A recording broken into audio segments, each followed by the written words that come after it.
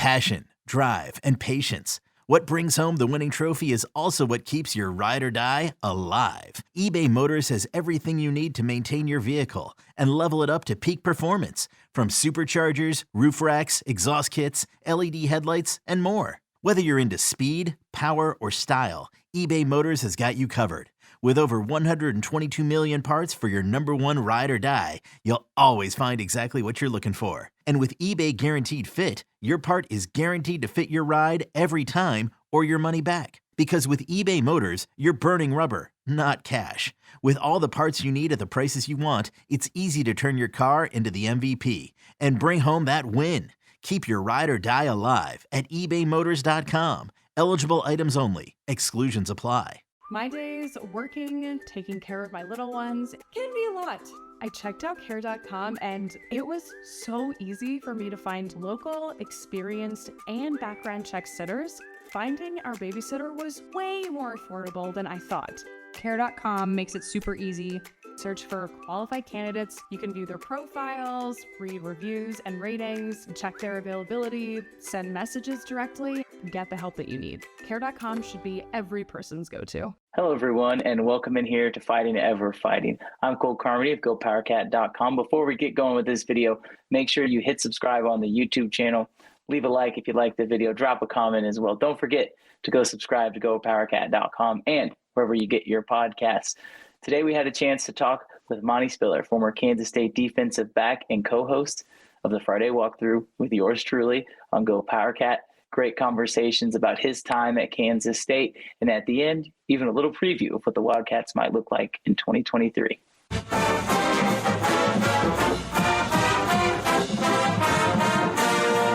Hello, everyone, and welcome in here to Fighting Ever Fighting. Our guest today is none other than former Kansas State defensive back and also co-host of GoPowercat's very own Friday Walkthrough, Monte Spiller. First of all, Monte, thanks for taking the time out of your day to do this with me. We get a chance to talk a lot, but we haven't really had a chance to hear your story. There's a lot of people that hear you talk about current K-State football, but once upon a time, you also were a part of some very special seasons at K-State, so can't wait to get into that. Before we start anything, some people may not know, they may be wondering, you still are and live in Manhattan. What does life look like in your life these days? Yeah, man. I came back to Manhattan about roughly 11 years ago.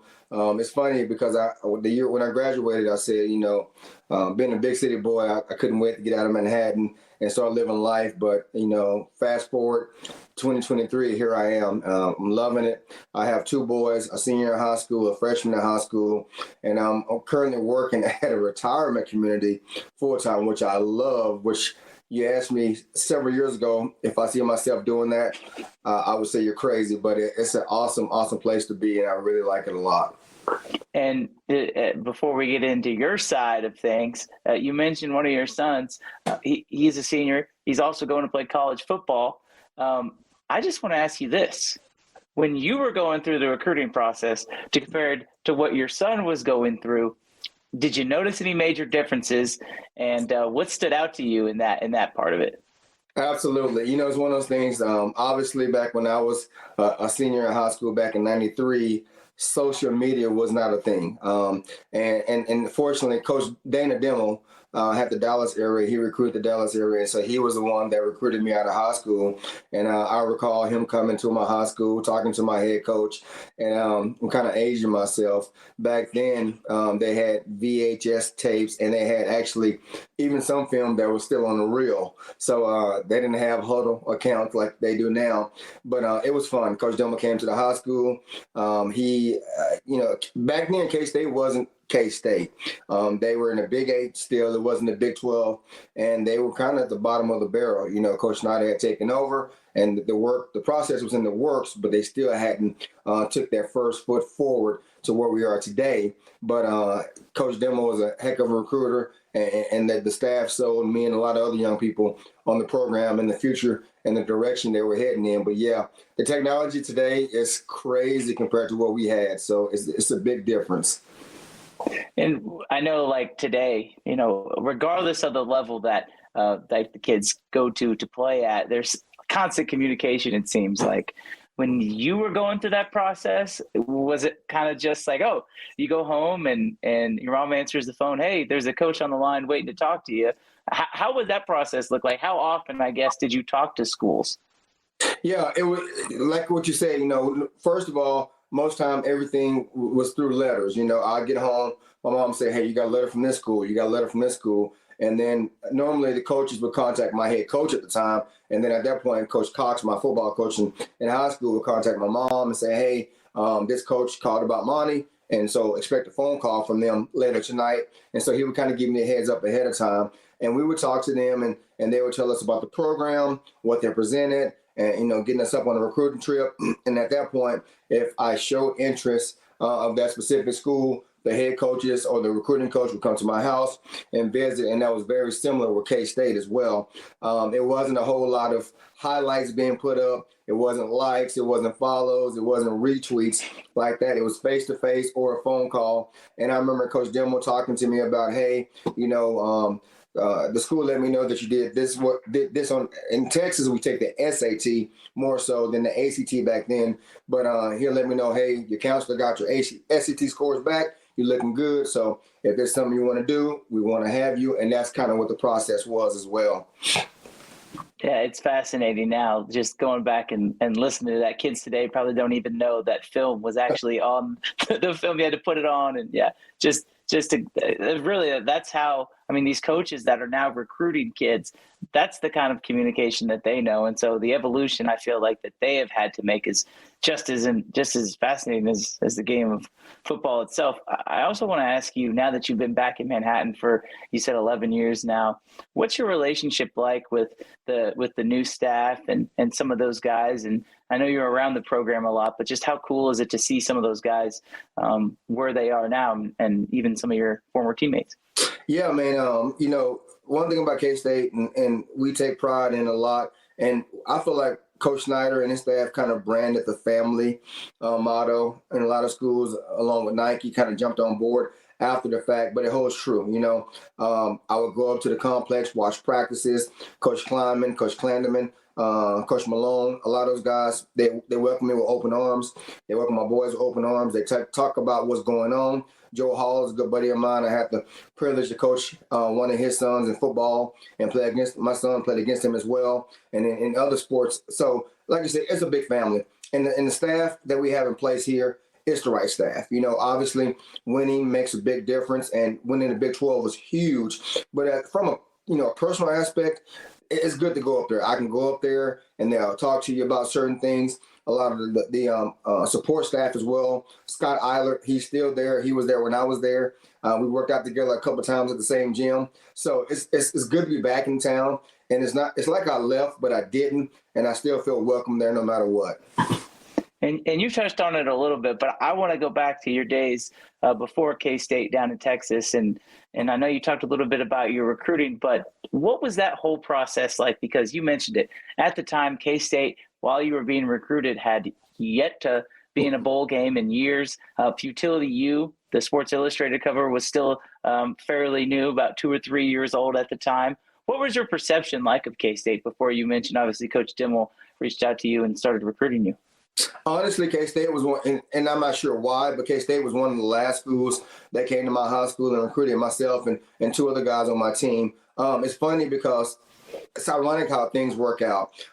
Glenn Mason at KU was the head coach at KU at the time, and Coach Warner was a quarterbacks coach for KU, and they had the Dallas area. And KU actually was the first school that offered me for football, and they were actually decent at the time. They played in the Aloha Bowl, I want to say, against Cal that year, and they would talk to me and say, hey, we're playing on ESPN tonight against Cal, watch the game, let us know what you think, but we would love to have you as a Jayhawk. And so they were up there being one of the first schools to offer, and then Texas Tech, Colorado, Missouri, and a few other schools. And you remember, we were the Big 8 back then. And me growing up in Texas, the Southwest Conference was more of a thing for us Texas kids than the Big 8. And so a lot of schools from the Southwest Conference were also interested. But it's kind of ironic how KU was the first to offer and K-State was the last to offer. And it was one of those things, a buddy of mine, TJ Robinson, who I played with, he actually ended up signing with me to K-State. He's a D-back from my high school, and he stayed there a year and ended up leaving and going back home to Texas after his freshman year. But we came on our recruiting trip together to K-State, and when I met Coach Bob Stoops, he was a D coordinator at the time, and Coach Jim Levitt was a co-D coordinator. Those guys, sat and talked to them, and obviously Coach Snyder.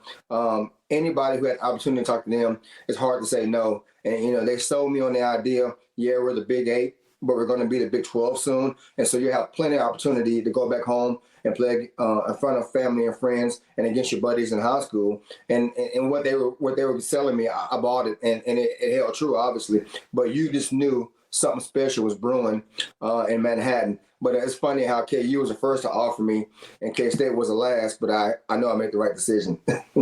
What was your impression of Manhattan as a town? It's, again, looking back on it now, you've lived here for so long. Mm-hmm. What was your first impression when you stepped foot in Manhattan?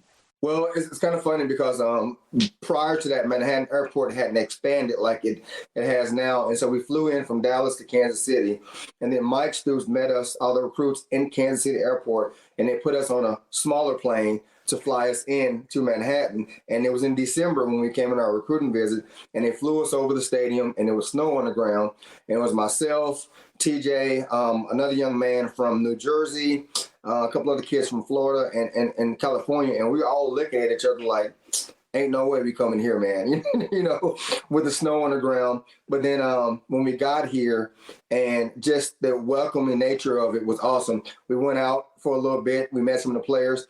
My host for my first night was Brian Cavanaugh, who was a former quarterback for us, and then Chuck Marlowe, who was a defensive back. He was also one of my hosts, and Chuck was awesome. He made me feel at home. He's a Cardinal Mooning guy from Ohio. And so he basically said, hey, something special going on. And the fact that I was a D-back and he was a D-back, and he goes, if you want to be part of something special, come check it out. But, it's one of those things where the community was embracing the team. They hadn't had a lot of success at that point, but you can tell the excitement was building with Coach Snyder. And the fact that the PowerCat logo, it's funny because now I look at it daily, but as a kid from Texas, I had never really seen that logo. And we all was like, man, that's a cool logo. And then me being from Dallas and a Cowboys fan, our uniforms were very similar to the Cowboys. That kind of played a role in it too. And I was like, that kind of like the Cowboys uniform. So that was awesome. But the community in Manhattan was awesome. It was cold, and I wasn't a big fan of it. But the coaches like, hey, it's 4 or 5 years of your life. Make the most of it. You can go wherever you want to go after the fact, but give it a chance. And so they kind of pushed that, and it worked.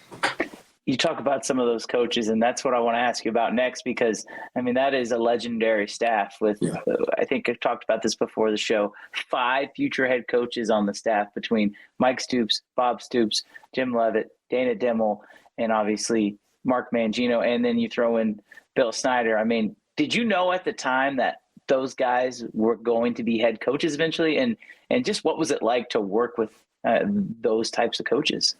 No, I knew we had a great coaching staff, and you forgot one. Although he was a GA for a year, and then he became an assistant 2 years prior. But Brent Venables also was on that staff as a GA. Yep. But from the defensive side of the ball, people, if you look back, every day, Bob Stoops, Mike Stoops, Coach Venables, and Coach Levitt, those are all defensive coaches. So we had defensive meetings. So I get to hear those guys daily, and the intensity and the knowledge and the way they broke down game film and the way they prepared us for games. I had no idea how much they were preparing me for the game and for later in life in my coaching career. But I knew Coach Stoops was special after my first year because he would make adjustments during game situations and at halftime, and he would see the field like no other coach I had seen. And we would talk about it as players. I'm like, man, coach made a great adjustment. And it was great seeing it happen because he would put it on the board and say, this is what's going to happen. This is what you need to do. And sure enough, it would happen. And looking back now, offensive-wise as well, Coach Dimmel, Coach Mangino, the Max Sackers brothers were here as well. And a couple other guys I know I'm forgetting, Greg Peterson, all those guys were here. We had a great coaching staff. But when you have great coaches, other people want them. And obviously the guys started leaving. And I'm happy for them. They had the opportunity to be great head coaches, and some of them are still in the game. So I had no idea how much of an impact they would have, but I knew we had some special dudes in our meeting rooms my time here in Manhattan. That first year that you're there and you're redshirting, K-State goes to the Copper Bowl and, what is now seen as one of the biggest wins in program history. That season, did you kind of feel like you were stepping into a place where the momentum was starting to get rolling? And what was that season like, seeing those guys have the success after putting in the 3 years of, just hard work? Man, it was awesome. I had no idea how much confidence was in that football team, in that locker room. And talking about some of the players I played with, I was very fortunate as far as quarterbacks. I was fortunate to play against several good quarterbacks, and the way things happened. My redshirt year, and then my next 4 years. My first year I had Chad May.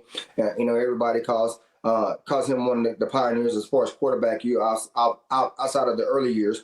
But then Brian Cavanaugh, Matt Miller, Mike Bishop, Jonathan Beasley. I play with all those guys, and people forget you play with them guys, but you practice against some guys as well. And I remember being a freshman. Mitch Running was one of our star receivers. Tyson Swiger, Andre Coleman.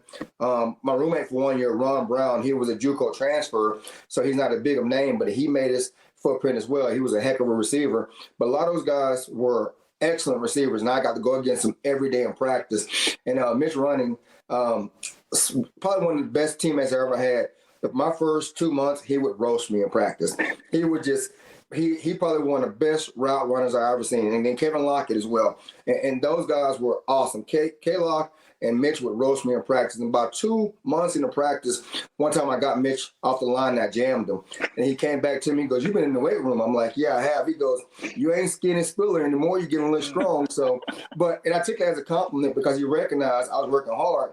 But those guys made me better. And the fact that they recognized me getting better gave me confidence. But that's the kind of team we had, and it was an awesome experience, man. I tell you what.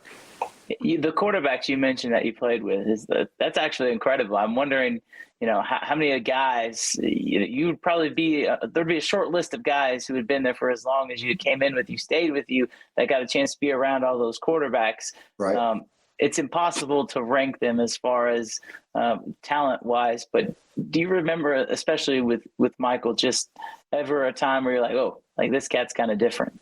Yeah, man. Watching him when he came in, he came to watch a practice one time, a spring practice, and you can see the guy was put together pretty good. But just his presence, he was confident. And a lot of people will call it arrogance, but it was confident. And the fact that he chose K-State, the fact that Coach Snyder gave him an opportunity to be a quarterback with a dual threat. And a lot of times, I know it's been documented as a recent, but the Wildcat quarterback, Mike and our offense, they created the Wildcat offense. A lot of people don't realize that. They want to say Tim Tebow, some other guys. K-State, Mike Bishop, and that offense, Coach Snyder, Coach Hudson, they implemented that offense. And he basically made a dual threat quarterback popular and successful. And when Mike and our offense got rolling, every other team kind of copied what they were doing. But I knew he was special. His first game as a starter, we were on the road against Northern Illinois up there, and it was kind of odd for us to start on the road against a smaller demographic as far as competition. But Mike showed he can throw the ball, run the ball, and at that point, we all were looking around and was like, that boy's special. We knew it. And so at that point, we understood that something ahead of us was happening, and it ended up being a great season that year. Selling a little or a lot?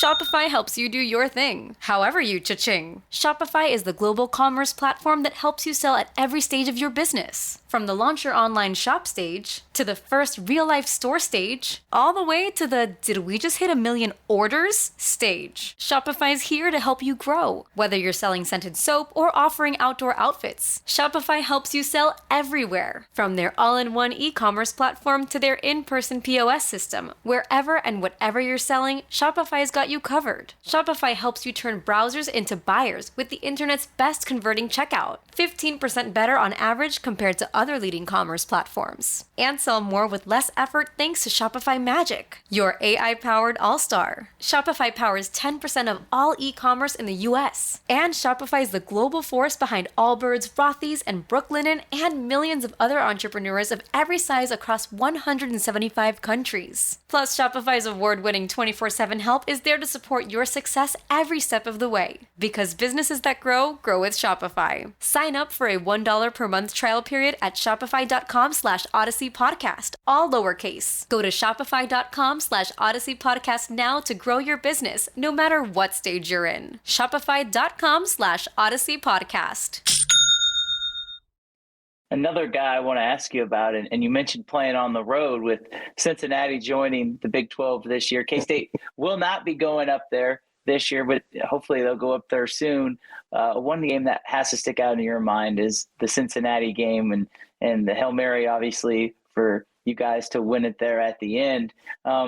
What was that game like, especially with, the way that the season would end up with you guys having to go up there and playing against a Cincinnati team who was obviously a decent ball club. And Here we are in 2023, and they're still pretty good, and they're joining the Big 12. That's got to be pretty cool for you. That is. It's funny because once I learned they were joining the Big 12, I automatically went back to that game. And it was a game we were down at halftime. We weren't playing very good. And I still remember during the halftime speech, Coach Stoops, Mike Stoops, broke a whiteboard in the locker room. He was so upset with where we were playing, which was warranted. We were not playing very good, making mistakes on special teams, busted coverages. Our offense wasn't moving the ball like we were capable. But the fact that we persevered, got through it, and then when Matt threw that ball to Locke on that post corner route, and he tiptoed in. The sideline were crazy. It was amazing.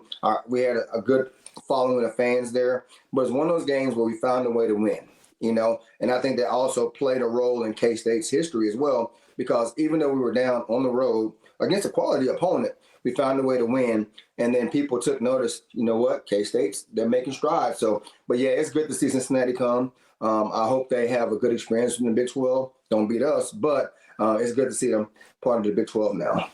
And K-State was new to the Big 12. You touched on it earlier when you joined the program. What was kind of the attitude like in Texas? Because you mentioned everybody in Texas wants to play for Southwest Conference team. Now those teams are merging with the Big 12. What was the attitude like in Texas? Did you hear from some of your friends like, oh, you're playing for a Big 8 school, like you guys are going to be terrible against all these Texas schools? What was that attitude like when there was the merger between the Southwest Conference and the Big 12? And ultimately, how do you think it affected you and your team, especially on the recruiting trail as well? Honestly, K-State, by that time, we were more respected than we were back in '93, and I was fortunate enough to play in the first ever Big 12 game against Texas Tech. And it's a lot of things should be remembered. It was hot. It was so hot that game. Our defense played over 100 snaps that game. I wasn't a starter, but I came off the bench and played in the game. I was a special team guy. I came in on third down, but I remember guys were cramping up left and right. And Brian Hanspart was the stud running back for Texas Tech. A lot of people don't remember him, but he was amazing running back. And Zebby Lethbridge was a quarterback who was also a dynamic dual threat quarterback also. And it was a battle, But for me, being a Texas guy, to play against Texas Tech, the first ever Big 12 game, it was special. But honestly, I think that game gave us a lot more recognition in the state of Texas. And they were going to, like on TV, they were talking about our roster and some of our star players and some of our starters. And there was a lot of Texas guys on there. And I think guys realized, you know what? I don't have to go to the UT. I don't have to go to an A&M. I don't have to go to a Tech to be a good player in the Big 12. I can go to K-State, make a name for myself, and play a lot. And so a lot of guys looked upon that, and we had a phenomenal crowd. The atmosphere was great. And I think a lot of even the Texas Tech fans were talking after the fact of how great of an environment it was, and they helped us significantly. So I was excited about it, especially because we got the win. I think Texas Tech now is one of those schools that everybody looks at as like a trademark Big 12 school. And with the Big 12 expansion, it's always fun to kind of reflect on how the conference got to where it is. I want to ask you about some of your favorite games. We talked about the Cincinnati game already, but is there any one particular game that when you think back and you say, wow, I am just so lucky to have been a part of this game?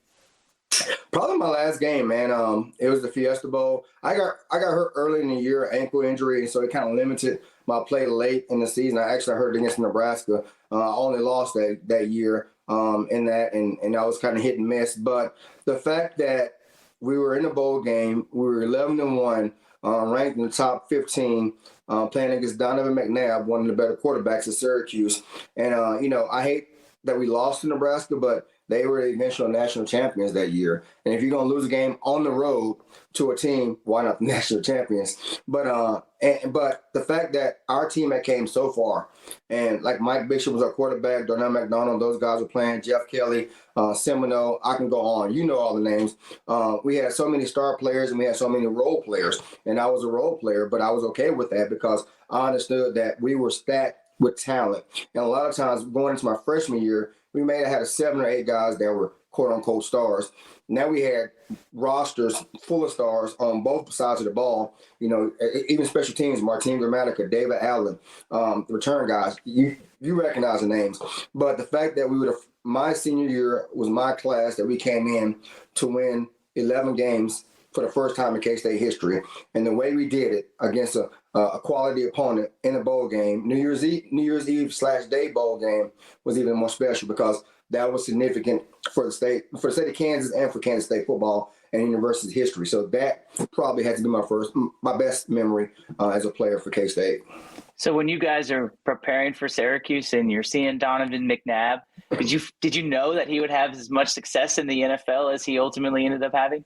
We knew he was good. We knew he was special because people forget he was a stud basketball player for Syracuse also. And we know he had a lot of draft talk about him. But it's funny because in our meeting rooms, we took it personal because some media outlets from the East Coast were talking about Donovan more than they were talking about Mike. And so we were like, okay, you think Donovan's better than Mike? We're going to show you. So we took it personal. And I mean, obviously Mike showed out and he did his thing. But as a defense, we wanted to shut him down, and we pretty much controlled him the whole game. Andre Rowe, he was a defensive lineman with us. He had a heck of a game. Darren Howard, he had a heck of a game. Damian McIntosh, all those guys were heck of a players, and they took it personal as a D-line, and the linebackers and our secondary took it personal too. So it was fun, and it's something that we went in saying, you know what, our quarterback is better than yours, and we're going to show you. I feel like whenever people think of K-State, they typically think of offense. And I mean, that's what Coach Snyder was. He was an offensive guy. They think of, the Michael Bishops, they think of the Colin Kleins, but the K-State defense has always been something that has been underrated, an underrated part of the program. And throughout the history of the Big 12, K-State has consistently been in the upper half of defense. Do you feel like that your group and the group before, maybe even the group before you, kind of set the mentality of we have to play differently if we want to beat teams because the defense has just always been a staple? Yeah, without a doubt. It's funny you say that because when I came in to K-State, people recognize the most recent names, but and you've been knowing the history of it. Kenny McIntyre, Jamie Mendez, Kit Rawlins, Thomas Randolph, Joe Gordon, Mario Smith, Steve Hanks. All those guys were D-backs when I got here, and they were established, and they were good players. They didn't get the recognition of some of the other guys because Colorado was good back then. They were one of the dominant teams in the Big 12. Nebraska was good back then. But those guys brought us in, and they showed us the way. And then Coach Stoops was our defensive back coach and co-D coordinator, and Coach Levy was a linebackers coach and co-D coordinator. But they took everything personal. And it's funny because a lot of people are familiar with the lynch mob. That started with that group. In 93, and I remember specifically, we were watching film, and Bob Stoops was like, man, that's a great play. You guys were like a mob all over. It was like 10 guys with the ball. And Jamie Mendez and Kenny Mack was like lynch mob. And that kind of stuck, and that's where it started. A lot of people don't realize that. So they kind of coined that and tabbed that mentality of the lynch mob defense. And I'm proud to say that it's back now, but that's something they looked into and went with that. So that defense, those guys that I just named, they are definitely pioneers for that defense side of the ball. So you're telling me that you were in the film room when the name, the lynch mob, was manifested? Yep. Coach Bob who said you guys are like a mob all over those boys. And Kenny Mack, Jamie Mendez, Thomas Randolph, they say, hey, and Steve Hanks, like, hey, like lynch mob. Yep. Sure enough. Just and here it is in 2023, and it's still stuck. That's incredible. I want to ask you now a little bit about the current affairs of K-State, because now that you're back and you've got the chance to be around the program. Your sons have seen the program and been up close and personal with the program as well. Do you feel similarities between the 2022, 2023 versions of K-State and when you guys were really rolling in the 90s? Oh, absolutely. It's one of those things where I was talking to one of my coworkers, Doug Fisher. He's a good buddy of mine. He played K-State back in the day, and I make fun of him. He's a little older than me, a lot older than me. But we were talking, and we went to a practice a couple years ago, and I said, these guys, they look different. And it's like with their build. For a while there, we would play, some of our teams be playing, and we knew we had some quality athletes, but the eye test wasn't there. And we knew we had talent, but now the guys even look different with a physical build, with the confidence. And no matter who comes in, we'll look at them, we'll look at us, and we look like the dominant team. But there's a confidence about these guys. And obviously, if you look at the draft, we just had 4 guys drafted, and then got a lot of guys signed undrafted free agency, and a couple of guys got chances in camp. When was the last time K-State football had that many guys go? And if you get the NFL people looking at us, we're doing something right. They're not going to just draft you just to draft you because you're an investment. So they're doing something right. So absolutely, it looks similar to when I was there, but even better. And nothing against Coach Snyder, obviously, because he is the one that created the aura and everything's going on with K-State. But Coach Kleiman has benefited from that history of what those teams said, and he's making it his own, but making it better. So they look good. I'm excited about next year. And that's the last question I got for you. We'll have plenty of time to talk about the football season, I'm sure. But I want to ask you about your early impressions of the 2023 roster. And by the way, if you do like us two talking, make sure you go check out the Friday walkthrough. That will be back this year as well. But I want to ask you that. Give me a short prediction or a little overview of what you think 2023 might look like for K-State. It's kind of funny, when we do our Friday walkthrough, our biggest concern was secondary going in because we had a bunch of what ifs. We lost this guy, we lost that guy. And I think it remains the same this year going in. Secondary, you lost a lot of starters, a lot of experience. But we got guys coming back. I look for Savage to be a leader. If he stays healthy, he's going to be special as well. But offense side of the ball, DJ Giddens, he had a heck of a season. He kind of got lost in the shuffle. But I think we have a chance to compete for a repeat Big 12. And I'm not saying it as a bias. With our whole O-line coming back and with our quarterback coming back, and, we got a lot of recruits that came in that could play early. We got a good chance, and we can put up some points. But I think as a defense as well, we got a lot of significant parts coming back. But I'm not saying we're going to go undefeated in conference play, but there's a chance. There's always a chance. Monte, thanks so much for joining me today on Fighting Never Fighting. It's good as always to catch up with you, and we'll be in touch, and we'll talk to you next time. All right, go Cats.